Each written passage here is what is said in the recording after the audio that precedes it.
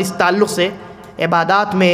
دکھلاوے کی نیت شامل ہو جائے تو کب عبادت باطل ہو جاتی ہے اور کب نہیں ہوتی ہے، میں نے ایک مرتبہ تفصیل بھی بیان فرمائی، اگر آپ لوگوں کو یاد ہے تو ایک مرتبہ مختصر انداز میں بیان کر دیتا ہوں۔ دیکھیے عبادات دو قسم کی ہیں، عبادات دو قسم کی ہیں۔ ایک ایسی عبادت ہے جو ون پیس ہے جیسے نماز،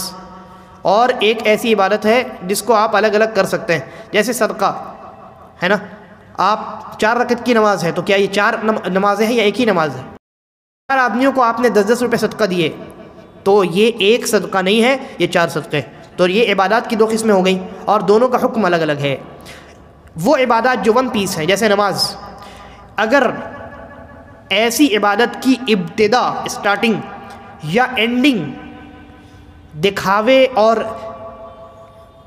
ریا کے ارادے کے ساتھ ہوتی ہے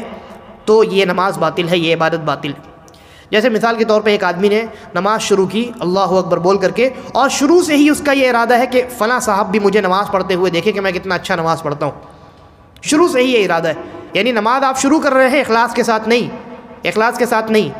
آپ کے دل میں یہ ارادہ ہے کہ ہاں یہ اللہ کے لیے تو ہے نماز، لیکن فلاں آدمی بھی دیکھے کہ میں کتنا خوبصورت نماز پڑھتا ہوں، تو نماز کی شروعات اخلاص کے ساتھ ہوئی نہیں ہوئی، یہ نماز باطل ہے۔ اگر ایسا ہوا ہے تو آپ کو نماز توڑ کر کے دوبارہ شروع کرنی ہے، ٹھیک ہے؟ یا نماز کی اینڈنگ اخلاص کے ساتھ نہیں ہو، ریا کا ارادہ، ریا اس میں شامل ہو جائے، جب آپ سلام پھیر رہے ہیں، نماز ختم کر رہے ہیں، اس وقت آپ کے دل میں یہ ارادہ بھی شامل ہے کہ نماز میں فلاں کو دکھانے کے لیے پڑھ رہا ہوں۔ اگر ایسا ہے، جیسے ایک آدمی نے نماز شروع کی، 4 رکعت کی نماز ہے، 2 رکعت اخلاص کے ساتھ اس نے پڑھی، تیسری رکعت بھی اخلاص کے ساتھ پڑھی، چوتھی رکعت کے لیے کھڑا ہوا تو بغل میں کوئی صاحب آ گئے، اب اس کے دل میں ریا پیدا ہوا کہ فلاں صاحب کو دکھائیں کہ میں کتنی اچھی نماز پڑھتا ہوں، تو چوتھی رکعت اس نے بہت لمبی پڑھی، خوب لمبی پڑھی، تاکہ دیکھے یہ انسان کہ میں کتنی اچھی اطمینان کے ساتھ بڑی خوبصورت نماز پڑھتا ہوں، تو چوتھی رکعت میں اس کے یہ ریا والا ارادہ شامل ہوا اور یہ ارادہ برقرار رہا، اور سلام اس نے پھیرا، اس کے دل میں یہی ارادہ باقی تھا، تو نماز کی اینڈنگ اخلاص پہ ہوئی نہیں ہوئی، ریا اور دکھاوے کے ارادے پر ہوئی، ایسی صورت میں بھی نماز باطل ہے، دہرانی پڑے گی شروع سے۔ البتہ تیسری صورت یہ ہے کہ جیسے میں نے مثال دی ہے، اسی مثال کو لے لیجئے، چوتھی رکعت کے شروع میں یہ ارادہ پیدا ہوا، شیطان وسوسہ ڈالتا ہے اور یہ خیال پیدا ہو جاتا ہے بسا اوقات، تو چوتھی رکعت کے شروع میں یہ ارادہ تو پیدا ہوا، ریا دل میں آیا، دکھلاوے کی نیت پیدا ہوئی، لیکن پھر رکوع میں جاتے جاتے وہ انسان متنبہ ہو گیا کہ یہ میں کیا کر رہا ہوں، یہ تو نماز خالص اللہ کے لیے پڑھنی چاہیے، یہ میں نے فلاں صاحب کو دکھانے کے لیے میں نے یہ ارادہ بھی شامل کر لیا کہ فلاں صاحب بھی دیکھے، وہ بھی تعریف کرے، تو وہ انسان اب اس کو اپنی اس نیت پر وہ شرمندہ ہوا اور اس نے توبہ کر لی کہ نہیں نماز میں صرف اللہ کے لیے پڑھ رہا ہوں، فلاں صاحب اور فلاں صاحب کو دکھانے کے لیے نہیں پڑھ رہا ہوں، یعنی نیت کے اندر ریا پیدا ہوا تھا، لیکن اس نے اپنی نیت کو دوبارہ صاف کر لیا، دوبارہ خالص کر لیا، اور نماز کی اینڈنگ جو ہوتی ہے وہ بالکل اخلاص پہ ہوتی ہے، تو اس میں کوئی حرج نہیں، اس میں کوئی حرج نہیں ہے، اس کی نماز درست ہے۔ کیوں درست ہے؟ کیونکہ نبی اکرم صلی اللہ علیہ وسلم نے کیا فرمایا؟ التائب من الذنب کمن لا ذنب له،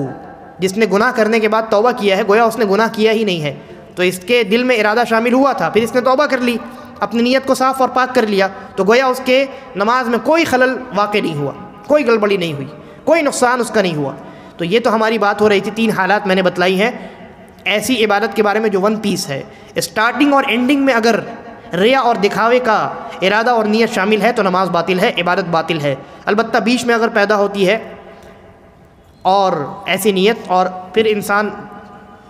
عبادت کے ختم ہونے سے پہلے توبہ کر لیتا ہے تو اس کی وہ عبادت جو ہے وہ ویلڈ رہتی ہے، وہ باطل نہیں ہوتی۔ اور جہاں تک ایسی عبادت کا معاملہ ہے جو الگ الگ ہو سکتی ہے، جیسے میں نے کہا نا آپ کو 4 فقیر بیٹھے ہیں، چاروں کو آپ نے 10-10 روپے دیے یا 100-100 روپے دیے، تو یہ 4 عبادات ہیں الگ الگ،